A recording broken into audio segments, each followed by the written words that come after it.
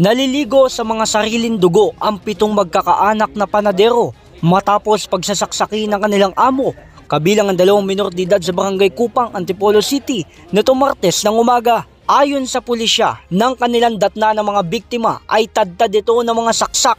Base sa investigasyon ng pulisya, may isang residente ang nakarinig sa kaluskos at ungol ng isa sa biktima. And halos magkakadikit sila sa isang sala, and the rest ay nasa kwarto din. Titingnan natin din kung sila ay tulog during the incident o may struggle. Dagdag pa ng pulisya, nagiinuman pa ang mga biktima at suspect kung kaya't hindi na paginalaan na may krimen na nangyari. Nakalagay ng rescue kasi there was somebody calling for help since 11 p.m. Pero nobody hid it. So nung umaga na lang nakarating sa mga sitio chairman and yung rescue.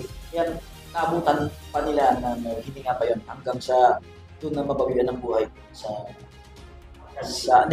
sa rescue ambulance. Di kalaunan, matapos ang krimen ay sumuko rin ang suspect sa Kamkrame. Kaagad naman na pinuntahan ng Antipolo Police ang suspect at siya'y inaresto. Inaresto namin sa anong pagpatay sa ikong kasamahan mo sa Barangay Kupang.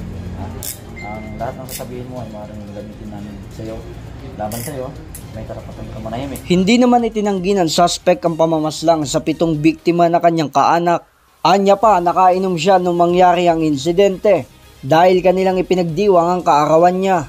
Kasi napapatayin nila ako gamit yung unan para pagdating ng asawa ko bukas, papalabasin nila na binangungot ako. Hinala niya na isagawi ng mga biktima ang kanyang panaderya kung siya'y mawala na.